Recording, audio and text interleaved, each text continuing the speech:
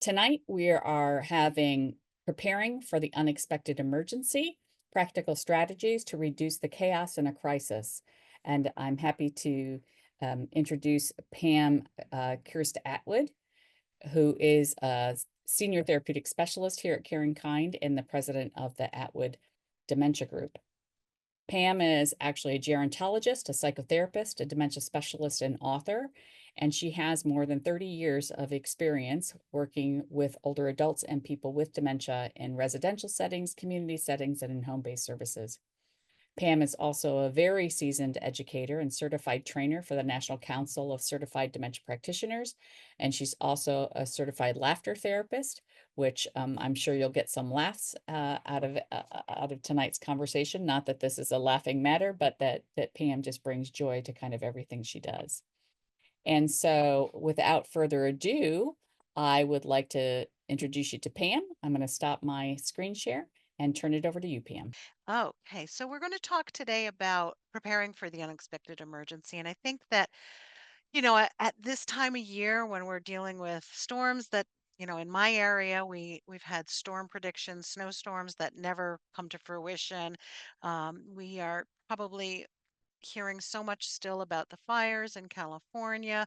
Yesterday we had an earthquake in Maine, and that was felt all the way down here where I am in Connecticut, although I didn't personally feel it. I think we just get to a point, especially post COVID, post 9/11, where we're just somewhere between numb from all of the emergencies and completely on edge at all times. So I personally feel as a therapist, but also as a caregiver, that the best way for me to mediate that kind of hysteria is to be prepared. And I recently did a presentation on this at one of my support groups that I facilitate. And I started with this. And so I'll start with you all. Just make a little note somewhere. On a scale from 1 to 10, how prepared do you think you are? We'll, you don't have to share it in the chat, but I want you to kind of think of that, keep that in mind, and at the end, we'll talk about whether or not your score has changed.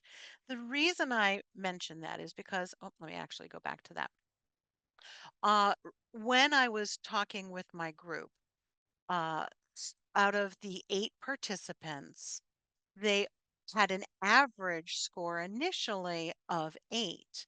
But as we started talking as a group, it dropped down to 4.5 on a scale of 1 to 10 average. The folks at AARP did a study in 2023 that showed that the vast majority of adults 50 and older think they are prepared, but actually have done very little to prepare for an emergency. In fact, only 12% have put things securely into a cloud for access later. A handful of them have done things like prepare medications. I think it was only a third of the participants in their research study had made lists of medications and doctors and medical history, et cetera. So, as we're talking today, I know I'm only going to share a small portion of all of the things we could do. I want to make sure, though, that we're also taking this with a certain amount of discernment that we could make ourselves absolutely nuts trying to be prepared for everything. I just want to make sure that we're not adding burden to our already burdened lives. So take some of this in chunks of what you feel like you can do. Maybe make a goal. Every weekend, you're going to do one thing on the list of things that you feel you need to do to get prepared. And we'll talk some more about those strategies at the end of the presentation.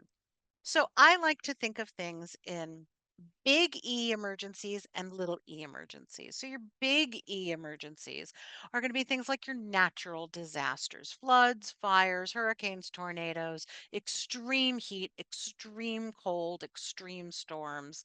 Um, I think that those kinds of emergencies where we actually have to consider evacuation, where we actually have to look at potential loss of life, those are the things that we say a big emergency. Now, before COVID, we didn't really think of any infectious diseases as a biggie emergency. But now we have a whole new perspective on that. Our infectious disease rates, of course, skyrocketed and have continued to be higher than is typical, including things like RSV, flu. Now we have the avian flu again, and that there are all kinds of new worries about that. Other health issues include things like serious injury, a fracture from a fall, or some other kind of serious injury to a person, a major cut, something like that. Also, in its own category, is terrorism. And again, before 9/11, that was something on shore that we didn't have to really think about. But since then, and probably before then, if we reclassified things, we also have things that are not external, but within our own country, terrorism, including mass shootings, etc. Household emergencies are also something to consider. They may be little emergencies or big. So I have a number of clients who have had to do massive renovations in their home because a loved one with a cognitive impairment has caused a major flood. The one that I had 2 weeks ago was because the wife had put a plunger in the sink, left the water running. And they ended up having to take their beautiful all one floor living house and renovate the entire thing, just to remediate some of the mold and some of the warping in the floors, etc. Also, obviously, fires. Poisoning is another serious emergency that we think we might be prepared for, but could we maybe ramp that up a little bit? And then we have some of what I call the dementia specific emergencies. Caregiver illness, especially if you're the primary caregiver for someone else. Wandering can create quite a crisis, and health crises like choking, falls, like I mentioned, etc., where you have to rush to the emergency room or the urgent care to get someone checked out. There are lots of good resources. I am certainly not the end all be all on this topic, and I don't believe that we should necessarily replicate good information that's already out there. I have two QR codes here that I've created. The first one is for Red Cross. They have terrific resources by topic, and it's an extensive list, including volcanoes, various breaks, and nuclear explosions, different ways that we all need to have some awareness of preparedness. And so you can go to that link and search by topic. So in my area, tornadoes aren't very common. They do happen, maybe a little more than they used to. But other than having some food in the basement, and having a basement, there's not a whole lot more that I necessarily have done to prepare for that.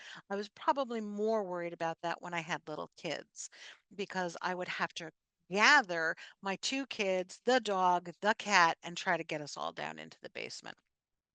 AARP also has some easy to read articles and wonderful checklists. So, again, you don't necessarily have to recreate all of this on your own. Start with these two resources. Obviously, you're starting by being here tonight. Good for you. Or checking us out afterwards, watching the video online. But one of the things that you can then do is go to the aarp.org website and download some of their checklists so that you can, like I said, go through one per weekend and say, okay, this is what I'm going to work on this weekend. So let's talk a little bit about natural emergencies. And I think that we need to, again, have a certain amount of discernment and awareness. We want to be knowing the differences between watches and warnings. Watches generally are the things where they say the condition is right for a hurricane, a tornado, an ice storm. And a warning means that it is likely to be happening within the next, I don't know, 12, 24 hours. Um, one of the things that we do recommend is have a plan. If you need to evacuate, have a plan. And if it's recommended, do it. Now, I know there are lots of folks in Florida and my sister lives in North Carolina, a lot of the coastal areas where if they have an evacuation, or an evacuation recommendation, a lot of them may not do that. In North Carolina this past fall, we had major flooding in massive disaster areas, and in other parts, Georgia, et cetera, or Atlanta. So it's really important that if there is a warning, that we heed that need to evacuate. Don't just wait for someone to come evacuate you. Um, if you are a long distance caregiver or even a short distance caregiver, meaning if you're not living with the person, you want to make sure that you're having a plan for how to help not only yourself, but the person that you're a caregiver for. And really have a plan. Okay, are we going to hunker in place or are we going to go? And what is that going to look like? When I was talking with our support group recently, and we were talking about or natural emergencies, one of the members said, "Oh, I'm a 10. I feel very confident that I have a plan. I'm just going to go to my brother's." And as we started talking, she started thinking about, okay, well, if it's a big windstorm or an ice storm like we tend to have here in New England, you know, she may not be able to get to her brother's. She may not be able to get to a place where there is a generator.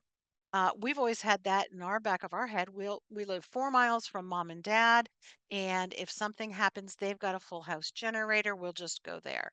Well, a few years ago, we ended up for 7 days with no power, no water, no heat, and it was quite a task. It was a couple of days before we could even get out of the house because we hadn't been plowed for our 3 feet of snow. And I don't live in a high snow area in Connecticut. It's not like I'm up in the Litchfield Hills. I'm pretty close to the Connecticut River Valley where it's relatively mild most of the time. So we need to have those plans and we need to think about the what ifs. So I really broke the bulk of this presentation down to information, equipment, essentials, and individual issues. One of the things that I like to think about when we're talking about information is having copies of key important items with you. And we really need to be careful about where we store this, right? We can't just put a copy of it onto our email or something or keep it in our phones because we're at higher risk for having identity theft and we want to protect that. So I did a quick Google search and said, what are the best secure cloud access? I don't even remember what I searched for, but you can just Google search it. And it came up with these six: iDrive, pCloud, OneDrive, Inter, NXT, Sync.com, and Nord Locker. Now, I'm not recommending any of these in particular, but I will tell you that the only one I've ever heard of is OneDrive. I never would have thought of that as all that secure, but it is actually through this particular site something that does have security, backup and recovery, has free storage, or you can actually increase that for 50 cents a month per 100 gigabytes of storage, which isn't all that much. But it's better than nothing. And especially if we're just putting in there some of our copies of our driver's license or our ID, our credit cards, our insurance cards, our social security numbers, our banking information, our investment information. We want to have, or key passwords. We want to be able to have access to those things if we need it for the long haul. When we were without power for 7 days, that also meant we didn't have cash. And if we don't have a small amount of cash in our house, then we can't necessarily buy things that we need. If we don't have online credit, with a credit card online, then we may not have, the ability to buy things from a delivery service, whether it's food or basic supplies. How many of us remember during the coronavirus outbreak, initially everybody was buying things online and having it delivered and sit in their garages or in their, vestibules untouched for 24 hours because we weren't sure how long the virus was living on materials and on boxes or plastic, etc. So we want to have that kind of information stored securely in the cloud so that we can access it. If something happens and I have to leave quickly, I want to grab my file of information our passports, our insurance information, et cetera, so that I don't just have to say, okay, where's my phone and where is my app for my insurance company to start a claim. I can get all of that with the Red Cross. They can get on their computers and access the cloud online. Um, however, if you have insurance that has an app, I do recommend downloading the apps onto your phone and because they're also encrypted. So I have my health insurance app, my home insurance app, my home and my car are bundled. So I have that all together so that you can have some of those things available on your phone. We'll get to equipment in a minute because you also then need your phone and a charger. The other thing is a lot of us may run out of a battery and then we no longer have our contact information. Back in the day, I used to memorize all numbers. Now I can still tell you my best friend's phone number, my old phone number, my next door neighbor's phone number, and the emergency number for the school. Still got those in my head. Can't remember people's names, but numbers I remember. It's important to have a list of those, whether it's in your phone, but also a paper list, because if our phones are not accessible, how are we going to remember the phone numbers to call people in an emergency to get assistance? Next, we want to talk about equipment. A lot of individual homes, private residences have generators. And a lot of our clients, when we were going through the support group quick survey, had no idea how to use them. And they realized, oh, you know what? My spouse knows how to use that, but now he's living with dementia. I have no idea how to use my generator. um, Fire extinguishers. And remember, you want to check the dates on those. Also, you want to check to make sure that they cover various kinds of fires. It may be a different kind of fire extinguisher that you need for a gasoline or your propane or a combustible fire. So you want to check and make sure that their ratings are appropriate for whatever your household risk might be, and check that they've been charged recently. If you've used them, you need to bring them back to get recharged or get a replacement. And I highly recommend that in the springtime or summertime, you practice using them. Working in healthcare for all those years, we were all taught PASS and RACE. So RACE is an acronym for Rescue, Alarm, Contain, Extinguish. And that is, in the case of a fire, what do you do? First, you rescue people out of the way. Then you alarm, you pull the alarm, you call for help. Then you contain the environment, whether you're closing the door or you're grabbing that fire extinguisher to try to extinguish it. But pass means pull. I don't even remember what pass stands for anymore, but there's a certain way, and the acronym is pass, to say, okay, here's how you, I guess it's pull, aim, squeeze, and sweep. Okay, I guess I do remember. Enough of those in services over the years, you do eventually remember. But actually using a fire extinguisher is a little intimidating. And in that emergency, will your adrenaline make you not remember or not figure it out and make you fumble with it? And if you're just spraying up, it's actually you have to practice spraying at the base of the fire where the energy source is meeting the flame. So you want to practice that, and you can work with your local town or area fire department to see if you can set up a community day to practice and talk about fire safety. In our house, especially because we are, at the mercy of electricity for our well and our water, we use milk jugs or fill up our bathtubs for um, to store water when we have a warning of a storm coming or imminent. Anytime where we might lose power, and that can be a thunderstorm or a snowstorm or anything in between.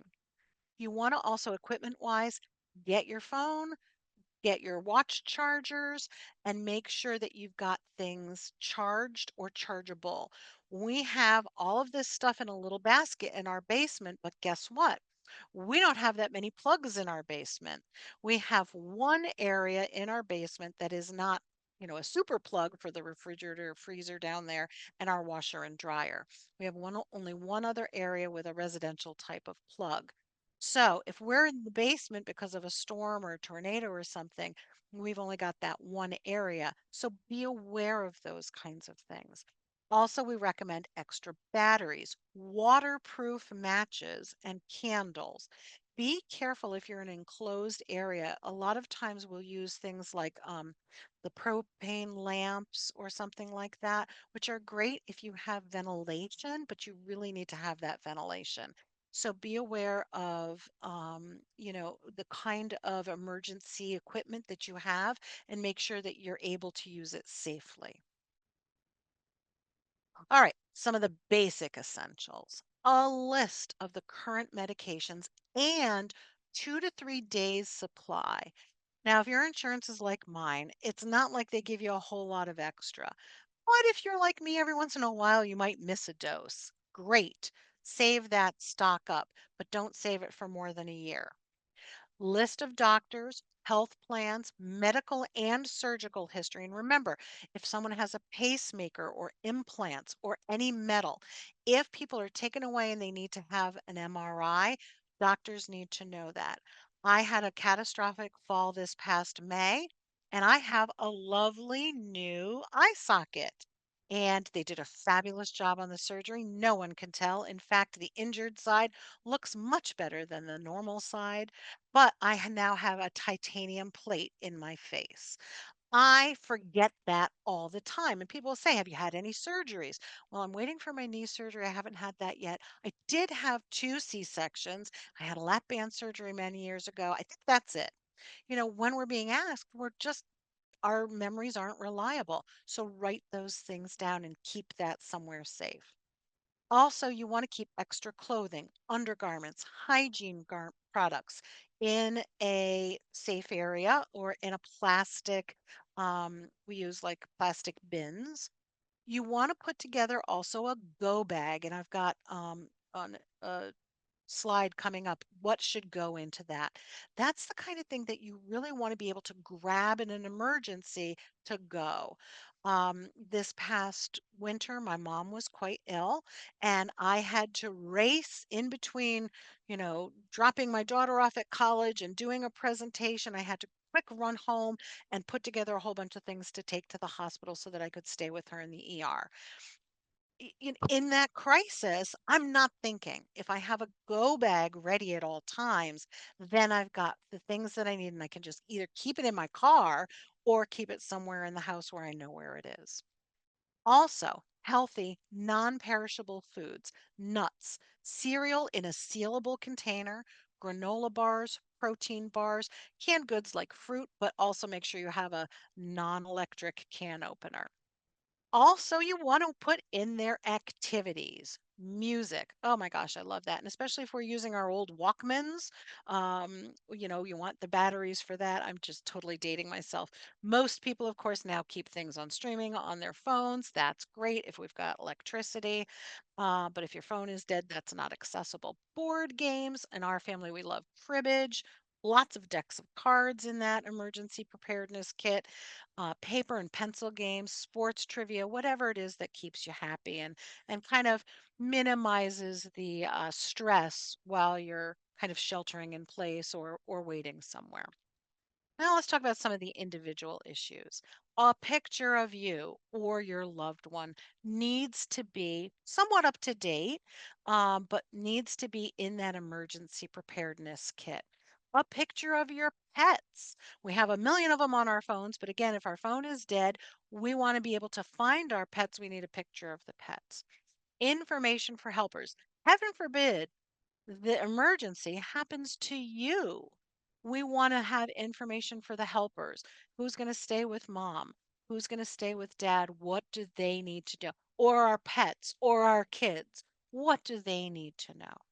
Lists of medication routines, list of preferences and ways to reassure. So for me, if I'm being taken care of somewhere. I have my list of preferences. I like lots of music, except country music. I'm technically allergic. Okay, maybe not. I have preferences in food.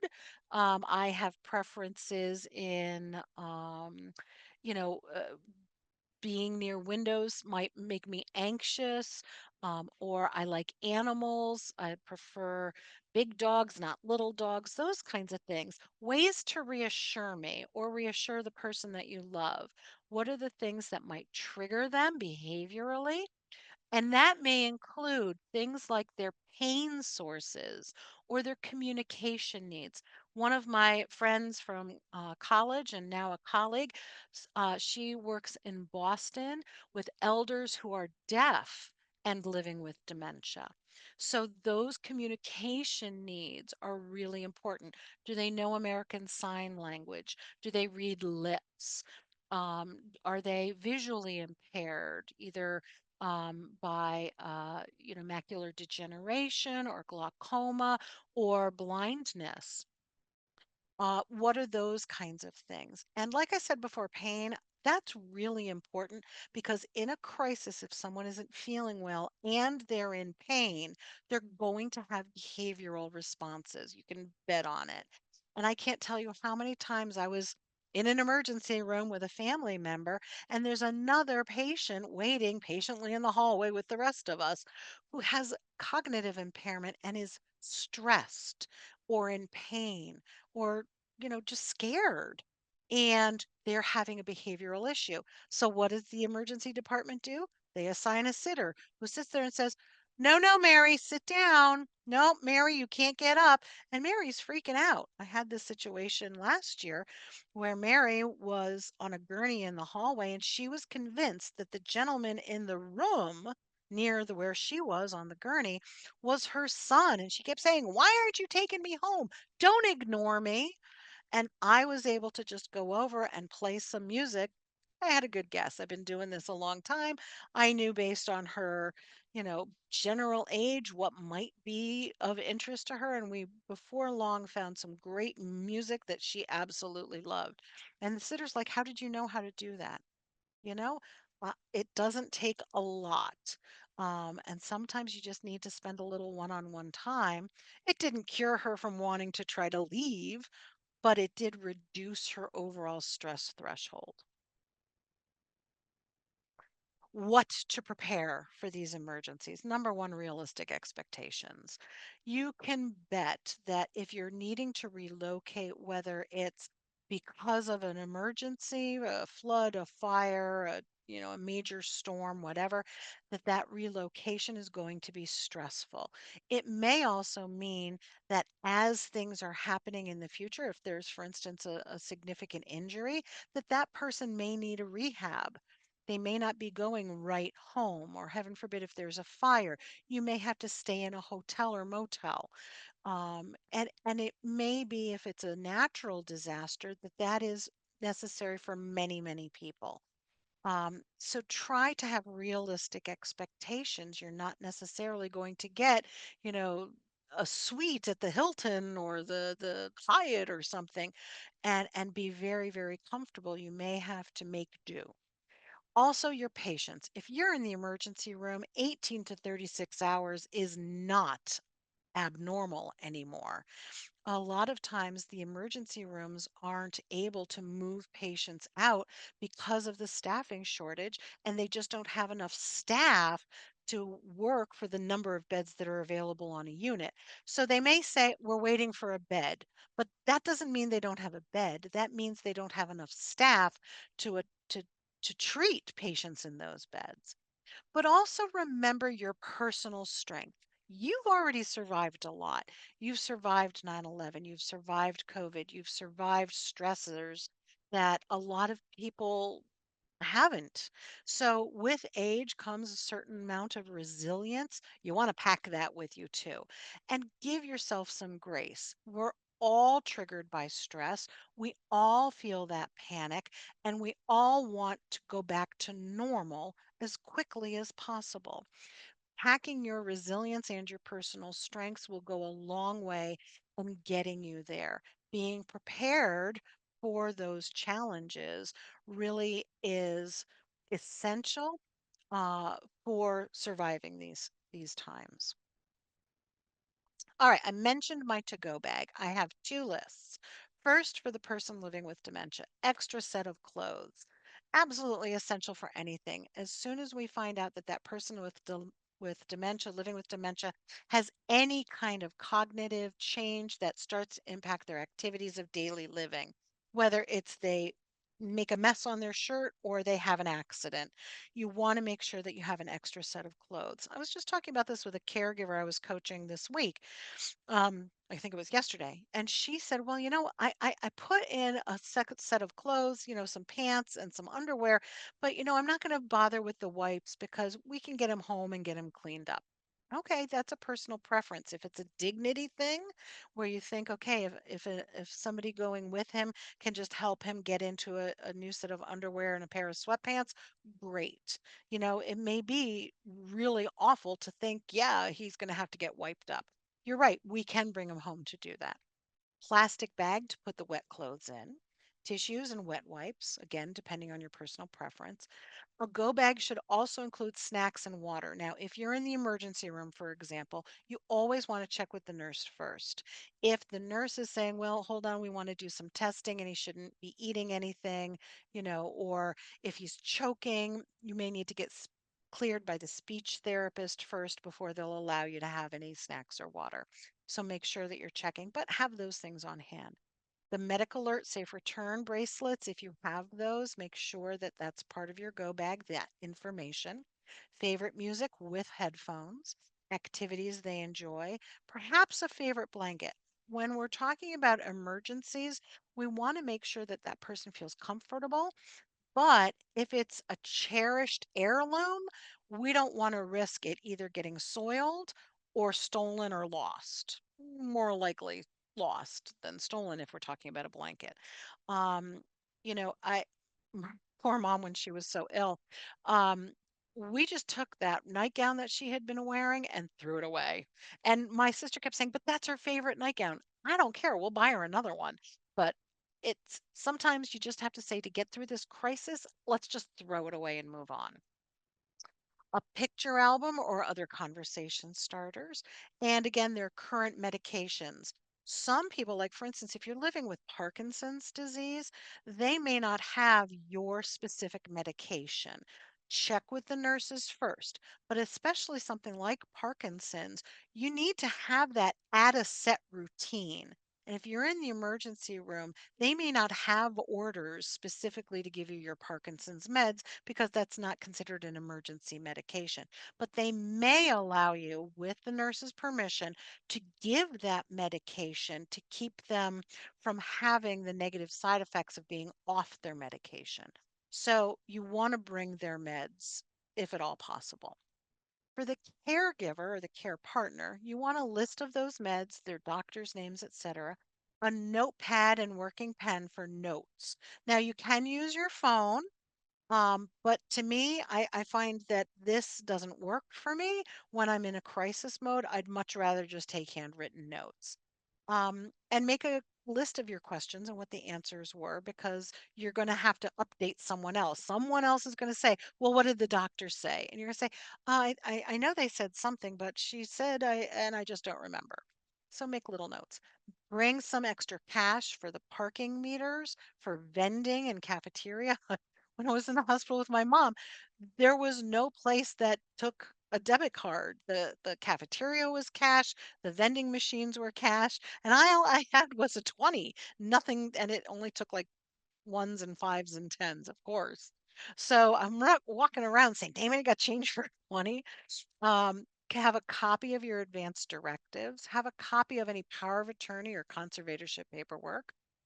Sorry for the typo. Have a copy of your insurance cards. Have your meds. Have personal hand lotion or wipes for you.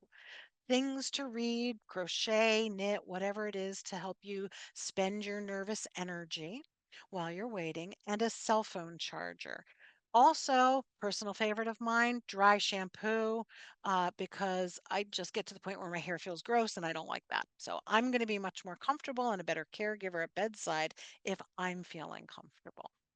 And I'm sure we could add tons of things to this. And I'm hoping in the question and answer section, you can add some of your favorite recommendations to this as Around like what are our needs or what's the contingency plan if something, heaven forbid, we have a fall or we get pneumonia or something, well. Right. that's the case. And so um, that's always something I think that we tend to want to remind family members and friends who are providing care to make sure that you're taking care of yourself and planning for, what are your plan A, plan B, plan C scenarios. I also just want to Do remind the Pam. folks that, that we're here for you and that you see our phone number up in the corner, 646-744-2900. We have a whole team of navigators here who, can walk you through your particular situation and help you do some of the planning on your own, if that would be helpful to you.